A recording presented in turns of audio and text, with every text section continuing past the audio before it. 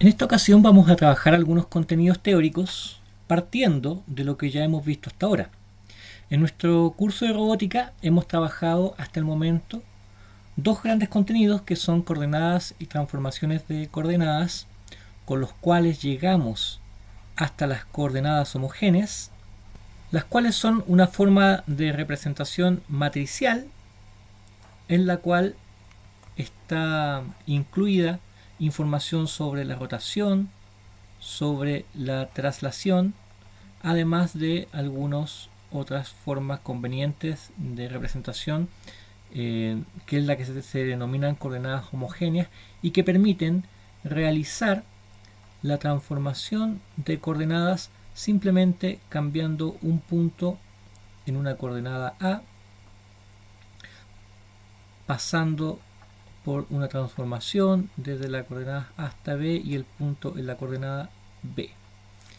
Esta forma la hemos trabajado ya bastante, conocemos de qué se trata y es una representación que vamos a utilizar mucho y ya nos resulta más o menos familiar. Aprovechando las coordenadas homogéneas también concebimos una forma de representación de la cadena cinemática, primero definiendo qué es esta, que es la construcción de una serie de eslabones unidas por articulaciones en las cuales las coordenadas de un punto final de actuación se pueden traspasar a las coordenadas de la base a partir de una cadena de transformaciones de coordenadas que describen las posiciones de cada una de las articulaciones como un sistema de coordenadas independientes.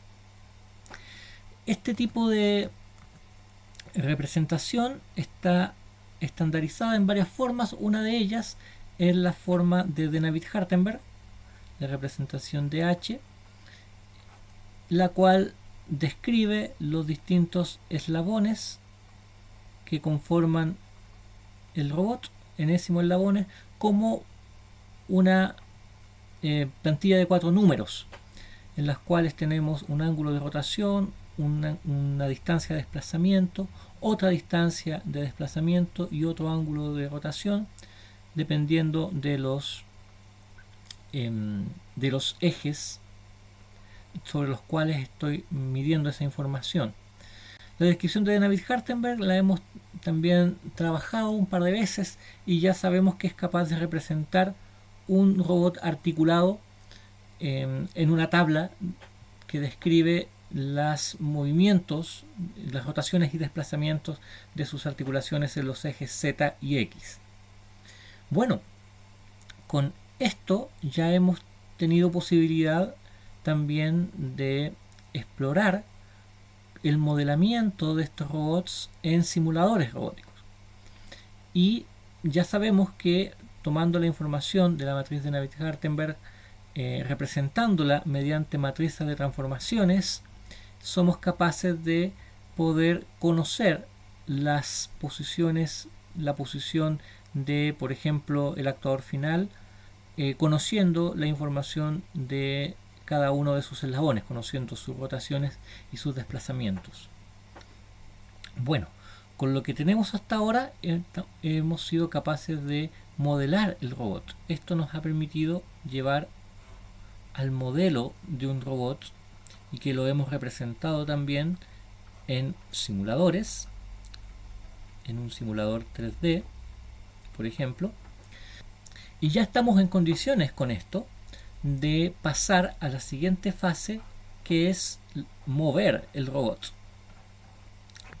En este video vamos a trabajar los conceptos de cinemática directa y de cinemática inversa en robots articulados, partiendo de un ejemplo que ya hemos trabajado previamente.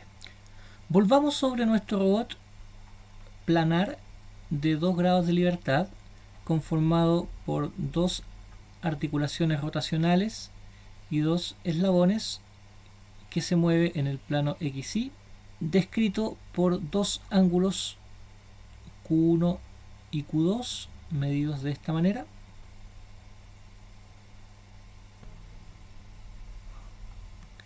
y del cual ya sabemos que su representación de David-Hartenberg para sus 2 eslabones está dada por la primera variable, el valor libre de la primera articulación rotacional. La segunda variable es 0 porque no tiene desplazamiento en z. La tercera variable es la longitud del eslabón. Supongamos que este mide 0,3 metros.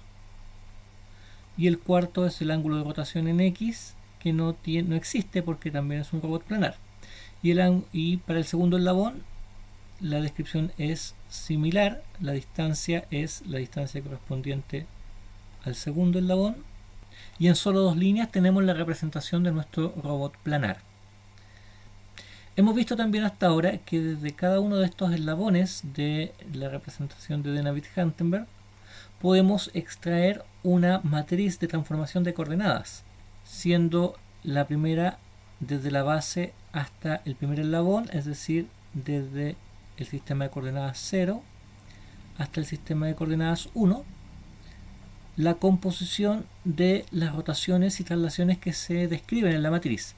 Primero, una rotación en torno a z con un ángulo Q1, cuya matriz es el coseno de Q1, lo representaremos así, menos seno de Q1, seno de Q1, coseno de Q1, sin ninguna traslación, es una rotación pura, seguida de un desplazamiento 0, que no lo escribimos, seguido de una traslación pura en x, esto es la identidad en la rotación, y una traslación pura en x de 0,3. Completamos la matriz. El producto matricial de ambas, que si se realiza, ustedes verán que esto es el coseno de Q1 menos seno de Q1, seno de Q1, coseno de Q1, y la parte de traslación es la composición de coseno y seno. Vamos a escribir primero el número 0.3 por coseno de Q1 y 0.3 por seno de Q1.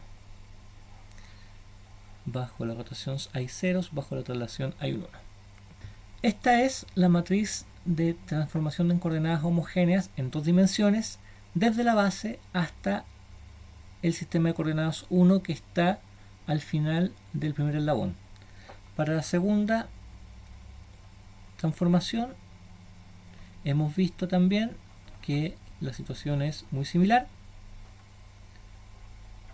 La primera es una rotación pura y la segunda es una traslación pura, y ahí está. Y el producto matricial tiene la misma forma, solamente que ahora es para el ángulo Q2. Y la parte de traslación ahora es 0,2 por coseno de Q2 y 0,2 por seno de Q2. Bueno, ¿qué más hemos visto hasta ahora? Hemos visto que la transformación desde la base hasta 2, hasta el sistema de coordenadas 2, que está en el efector final, es, bueno, el producto de la transformación de 0 a 1 y la transformación de 1 a 2, es decir, el producto de las dos matrices que hemos calculado.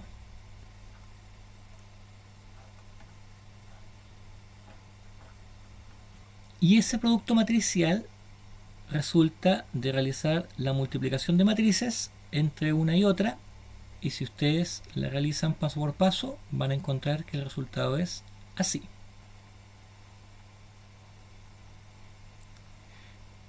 El producto resultante que se obtiene de multiplicar las dos matrices, filas por columnas, es una composición de senos y cosenos. Y aquí entramos a aplicar lo que muchas veces dijimos cuando utilizamos. Bueno, cuando utilizamos las propiedades trigonométricas, aquí es donde empezamos a darle uso. Y aquí nos vamos a recordar de un par de propiedades trigonométricas que van a resultar bastante útiles para nosotros. Por ejemplo, en este primer término vemos el coseno de Q1 por coseno de Q2 menos seno de Q1 por seno de Q2. Bueno, reconocemos que tenemos esta expresión con el signo menos, por tanto esto corresponde sencillamente al coseno de Q1 más Q2, que lo vamos a representar como coseno 1, 2. Este representa el coseno de Q1 más Q2. En este punto tenemos con signo menos, si factorizamos, coseno de Q1 por seno de Q2 más seno de Q1 por coseno de Q2. Bueno, entonces acá tenemos esta expresión, que no es otra cosa que el menos seno de Q1 más Q2, que lo voy a representar así.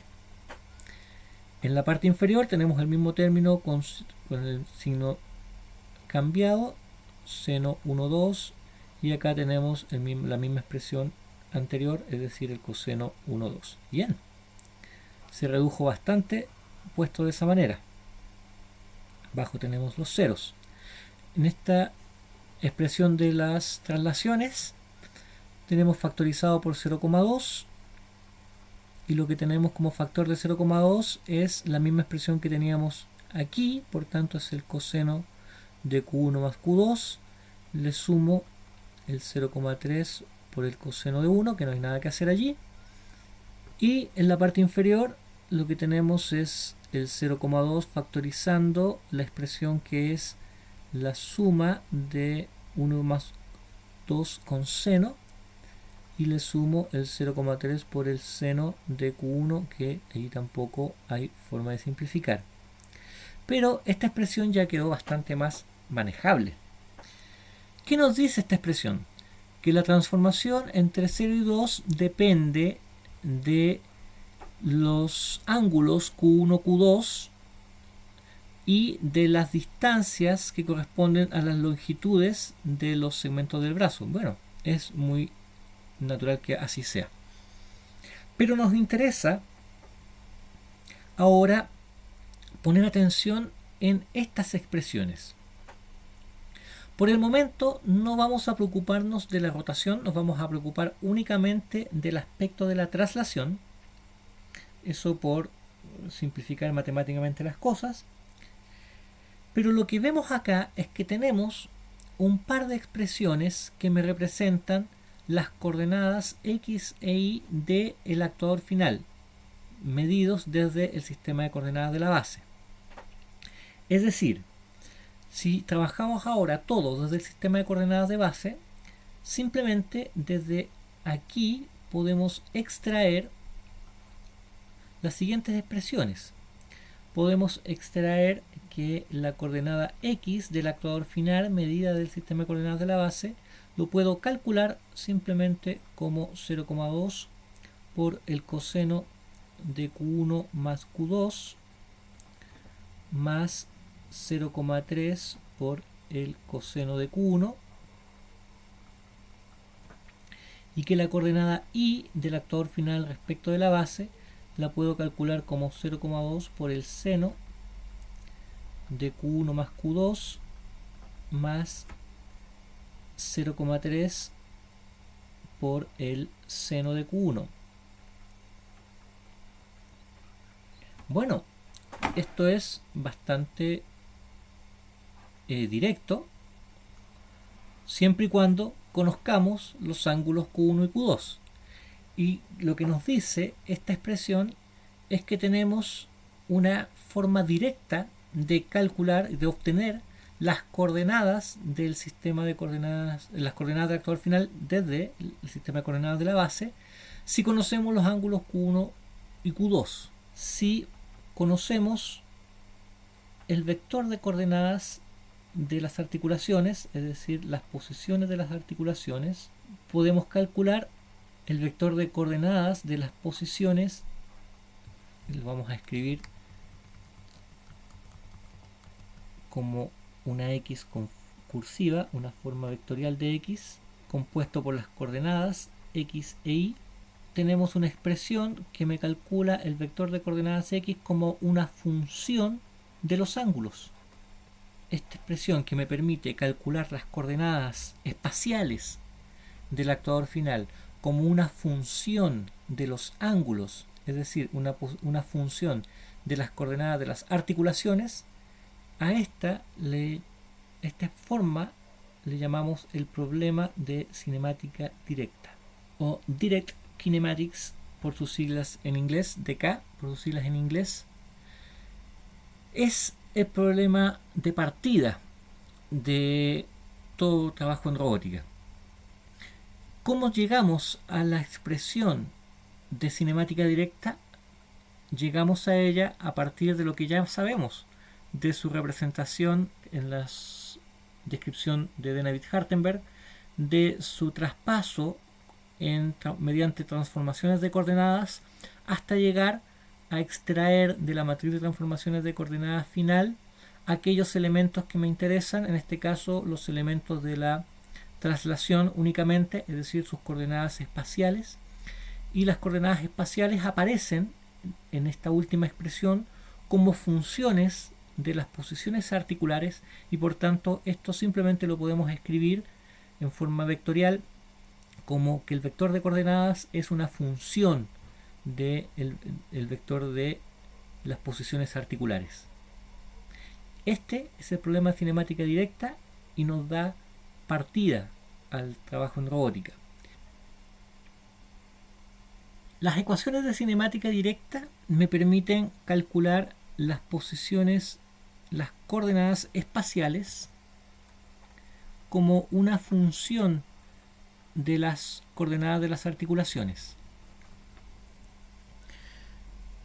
Pero pongamos el problema al revés. Conocidos las coordenadas donde deseamos colocar el robot, es decir, queremos colocar nuestro actuador final en las coordenadas espaciales A, B, la pregunta es, ¿cuál es el valor de las coordenadas de las articulaciones que necesito para llevarlo hasta ese lugar? Esto nos plantea un problema de la forma Q como una función de las coordenadas espaciales X. Y este problema es el que vamos a denominar el problema de cinemática inversa. IK por sus siglas en inglés de Inverse Kinematics. Para nuestro ejemplo, entonces, partiendo de las ecuaciones de cinemática directa, debemos escribirlas como un problema de cinemática inversa, es decir, cuáles son los ángulos Q1 y Q2 que hacen que el 0,2 multiplicado al coseno de Q1 más Q2 más 0,3 por el coseno de Q1 sea igual a una coordenada A conocida, y el 0,2 por el seno de Q1 más Q2 más 0,3 por el seno de Q1 sea igual a una coordenada B conocida. Es decir, ¿cuáles son los ángulos Q1 y Q2 que resuelven este sistema de ecuaciones? Bueno, vamos nosotros a buscar una solución analítica. ¿Qué hacemos para buscar una solución cuando tenemos términos trigonométricos involucrados? El método tradicional dice, bueno, usted eleve al cuadrado las expresiones y súmelas. Lo que haremos entonces es elevar al cuadrado cada una de estas igualdades y sumarlas entre sí. Si elevamos al cuadrado la primera de ellas, el lado izquierdo es un cuadrado de un binomio y por tanto lo escribimos de inmediato en su forma expandida. Es el primer término al cuadrado, 0.2 al cuadrado es 0,04, voy a escribirlo un poco mejor, por el coseno de 1,2 al cuadrado, más el segundo término al cuadrado, 0,09 por coseno de 1 al cuadrado, más el doble producto del primero por el segundo, 2 por 0,2 es 0,4 y 0,4 por 0,3 es 0,12 por coseno de 1,2 por coseno de 1. Eso fue esta primera expresión al cuadrado. Le sumo de inmediato la segunda expresión al cuadrado, más 0,2 por S12 al cuadrado, 0,04 S12 al cuadrado, más segundo término al cuadrado, 0,09 S1 cuadrado, más el doble producto del primero por el segundo, 0,12 nuevamente por S12 por S1.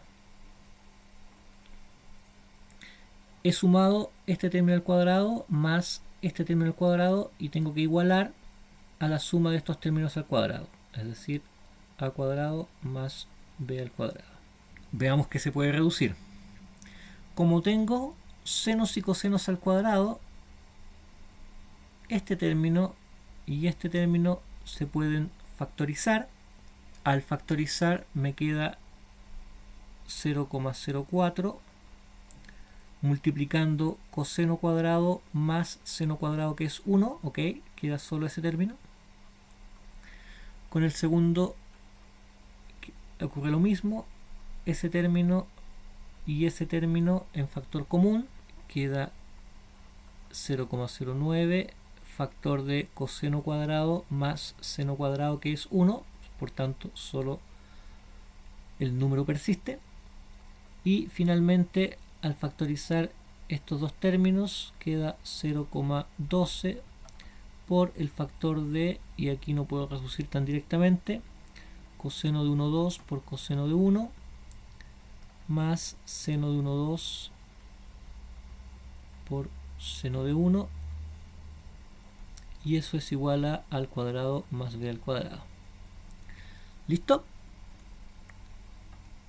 Volviendo sobre nuestras identidades trigonométricas, lo que tenemos acá es coseno por coseno más seno por seno. Bueno, lo que tenemos es el coseno de una resta, donde lo que se resta, voy a hacerlo acá, todo eso, que es el coseno de Q1 más Q2 por el coseno de Q1 más el seno de Q1 más Q2 por seno de Q1, no es otra cosa que el coseno del primero menos el segundo, es decir, el coseno de Q1 más Q2 menos Q1. Por tanto, esos términos se van y no es otra cosa que el coseno de Q2. Esto es magia. Y por tanto, nuestra expresión se reduce a 0,04 más 0,09 es 0,13 más 0,12 por coseno de Q2, es lo que quedó de esa simplificación, es igual a al cuadrado más b al cuadrado. Y tenemos una expresión, por tanto, que me permite calcular Q2, o más bien calcular el coseno de Q2 como a al cuadrado más b al cuadrado menos 0,13 y todo dividido en 0,12. Excelente. Nuestra primera simplificación nos permite calcular un ángulo. Si tenemos el coseno, es cuestión de calcular el arco coseno de este término y obtenemos el valor de Q2. Hagamos una pausa aquí y repasemos cómo llegamos a esta expresión. Partimos del problema de cinemática directa, es decir, del resultado de realizar todas las transformaciones de coordenadas a partir de la información de la descripción de Navier-Hartenberg y encontrar las expresiones que me permiten obtener la posición del actuador final a partir de los ángulos Q1 y Q2. A esto le llamamos el problema de cinemática directa. Si conozco los ángulos, puedo conocer la posición. Pusimos el problema a la inversa. ¿Qué pasa si conocemos la posición donde queremos llegar? Y nos preguntamos, bueno, ¿cuáles son los ángulos que debo ponerle a cada articulación para llevar el robot hasta esa posición? Cuando hacemos esa pregunta, nos planteamos el problema de cinemática inversa. Y nuestro ejemplo lo hemos desarrollado para obtener cuáles son los ángulos Q1 y Q2. Partimos operando matemáticamente para obtener una expresión que me permite calcular Q2. Y lo que ahora vamos a hacer es, bueno, detenernos un poco a analizar en qué condiciones puedo calcular este ángulo Q2. Esta expresión proviene del problema de cinemática inversa, para el cual queremos buscar los ángulos que me lleven al actuador final del robot a las coordenadas A, B, es decir, son la posición física del actuador final donde queremos que esté, son valores conocidos.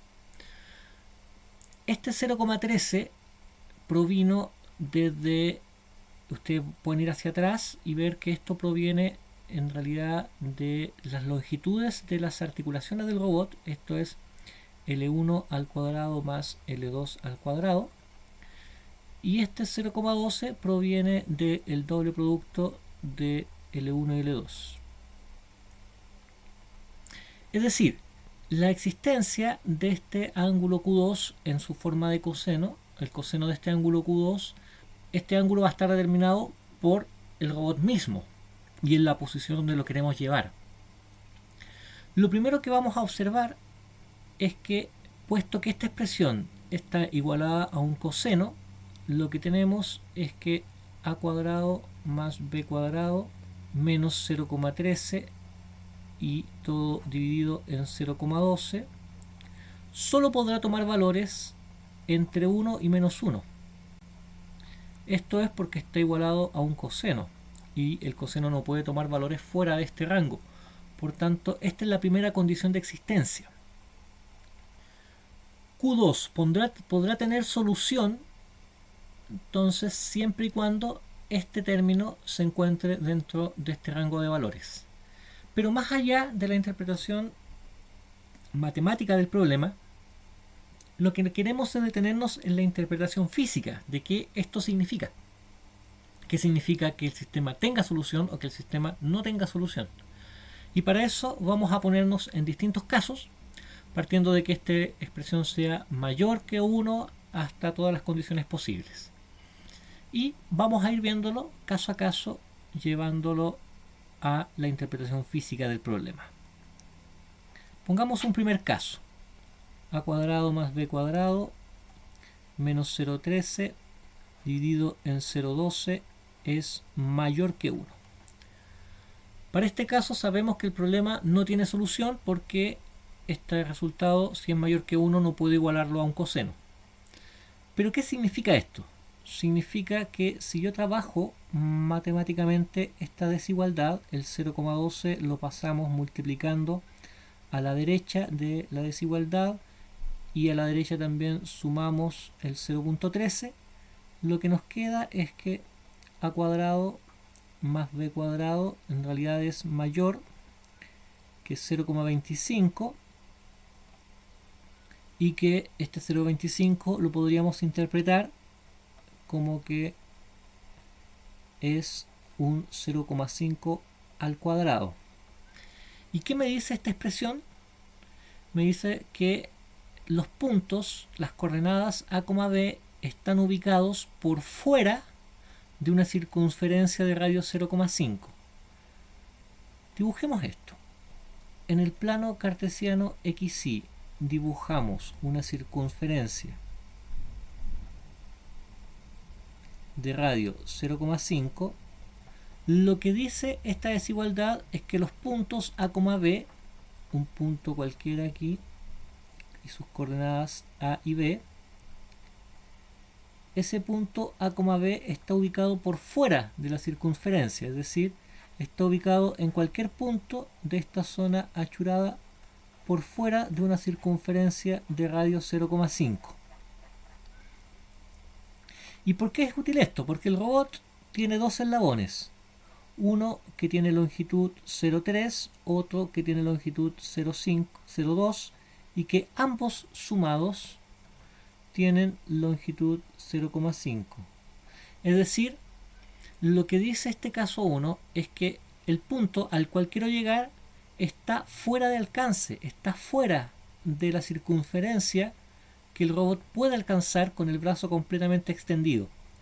Entonces, este caso y esta expresión me dice que el caso 1 en realidad está fuera de alcance. Y por eso es que no existe solución para Q2 en ese caso.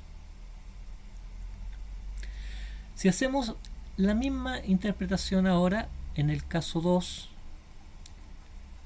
pensando ahora que el caso 2 corresponde a que esta expresión a cuadrado más b cuadrado menos 0,13 dividido en 0,12 es igual a 1. Bueno, haciendo el mismo trabajo matemático, lo que hacemos es que a cuadrado más b cuadrado es igual a 0,5 al cuadrado, es decir, en este caso el punto A, B está ubicado en esa circunferencia de radio 0,5, en algún lugar sobre la circunferencia de radio 0,5, y en ese caso el robot alcanza el punto con su brazo completamente estirado. En ese caso existe solución porque estoy cumpliendo la desigualdad. ¿Y cuál es la solución en el caso? En ese momento la única solución es el coseno de Q2 igual 1. En esa solución el coseno de Q2 es igual a 1. Eso entrega una única solución con Q2 0. ¿Y cuál sería el valor para Q1?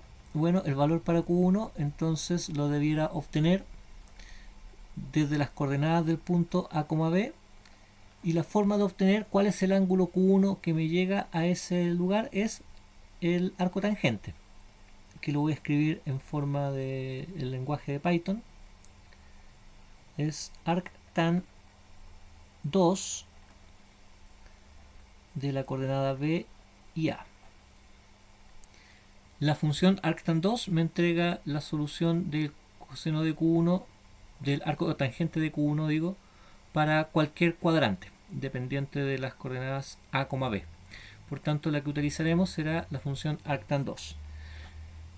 En cualquier caso, lo que vemos aquí es que en esta condición existe solo una solución.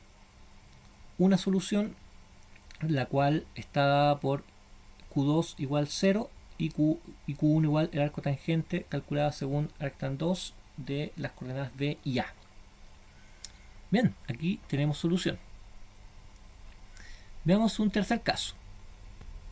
El caso 3 es que A cuadrado más B cuadrado menos 0,13 dividido en 0,12 se encuentra entre 1 y menos 1 sin tocar los límites.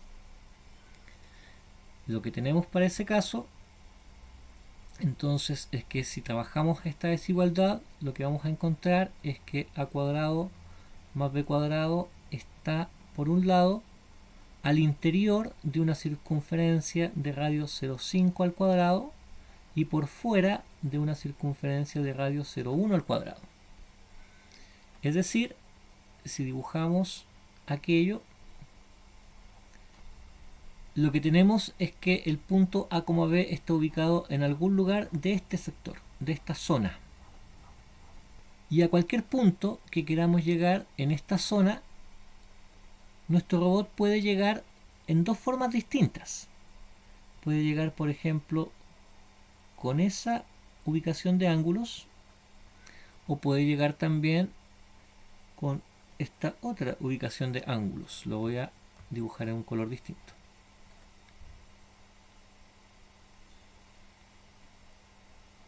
Lo que la intuición nos dice, y que es también matemáticamente válido, es que la solución a este problema, en este caso, tiene dos valores. Existen dos valores. Y los dos valores son Q2 igual al arco coseno de A cuadrado más B cuadrado menos 0,13 dividido en 0,12, tanto en signo positivo como también en signo negativo, porque recordemos que el coseno del ángulo positivo es igual al coseno del ángulo negativo, y ahí ya están las dos soluciones para esta desigualdad. Y para cada una de las dos soluciones de Q2 existirá también una solución de Q1 que debe obtenerse por método de reemplazo. Aquí no es tan directa la solución, se necesitan hacer cálculos matemáticos para alcanzarla, y de todas formas ya podemos observar que existen dos soluciones para el caso. El caso 4, a cuadrado más b cuadrado menos 0,13 dividido en 0,12 sea igual a menos 1, nos estamos acercando hacia allá. Y lo que significa eso es que a cuadrado más b cuadrado está en una circunferencia de radio 0,1, es decir, gráficamente donde estamos es en el punto, en algún punto ubicado en la circunferencia interior, es decir, en esa circunferencia pequeña que marca el límite interior del espacio de trabajo de nuestro robot. Para llegar a algún punto de esa circunferencia pequeña, el robot debe tener completamente contraído su segunda articulación, es decir, debe estar completamente girado hacia adentro la segunda articulación, y eso ya nos muestra matemáticamente que para que eso ocurra debe cumplirse que el coseno de ese ángulo Q2 sea menos 1, lo cual se consigue únicamente con Q2 180 grados, es decir, completamente girado hacia acá. Y en esas condiciones el ángulo Q1 nuevamente debe calcularse mediante las coordenadas del punto A, B, que en este caso están en este lugar, ahí está B, y Q1 nuevamente se va a calcular como el arctan 2 de B y A. Y por último, ¿qué pasa si A cuadrado más B cuadrado menos 0,13 dividido en 0,12 es menor a menos 1? Bueno, lo que significa eso es que los puntos A y B están ubicados por dentro de una circunferencia de radio 0,1 al cuadrado, es decir, están ubicados en alguna zona, en algún punto dentro de la zona que está por el interior de la circunferencia de radio 0,1, a puntos en los cuales el robot no puede llegar porque ni siquiera estando completamente contraído podría llegar a alcanzar algún punto de esa zona interior. Por tanto, en ese lugar nuevamente se encuentra fuera de alcance. Y ok, ahí ya aparece más claro la significación física de estas condiciones de existencia para la solución. Y tenemos también una noción de qué significa resolver el problema de cinemática inversa. En primer lugar, ya podemos ver que existen zonas en las cuales hay solución, hay donde no hay solución. Tenemos un caso donde no existe solución, otro caso donde no existe solución, un caso donde existe una solución, otro caso donde existen dos soluciones, y otro caso donde existe nuevamente una solución. Bueno, el problema de cinemática inversa no tiene, por tanto, una solución única. Es una primera conclusión que podemos obtener desde acá. Y por otra parte también tenemos zonas donde puede no tener solución nuestro problema de cinemática inversa. Y lo que debemos entonces habituarnos es que el problema de cinemática inversa exige de algunas habilidades de cálculo para poder alcanzar la solución, y por otro lado no garantiza que siempre existe una solución. Podría haber una única solución, podría haber más de una solución, podría haber incluso infinitas soluciones en algún caso, y debemos entonces también establecer y reconocer criterios para saber cuando existe más de una solución cuál es la solución más adecuada, y cuando no existe solución cómo trabajar matemáticamente también esa condición para que nuestros sistemas de cálculo no colapsen, no caigan en errores, no se rompa la rutina del programa porque no pudo encontrar la solución de un problema. Es decir, debemos también ahora aprender a colocarnos en algunos casos y saber que esos casos están relacionados con las características físicas del sistema, con el alcance del robot, con las dimensiones de sus articulaciones, con las capacidades de restricción de movimiento de sus ángulos y también con, por supuesto, los lugares donde queremos ubicar nuestro robot. Entonces lo que sigue va a ser darle aplicación en código a este problema para también familiarizarnos aún más con el movimiento del robot y el problema de la cinemática inversa.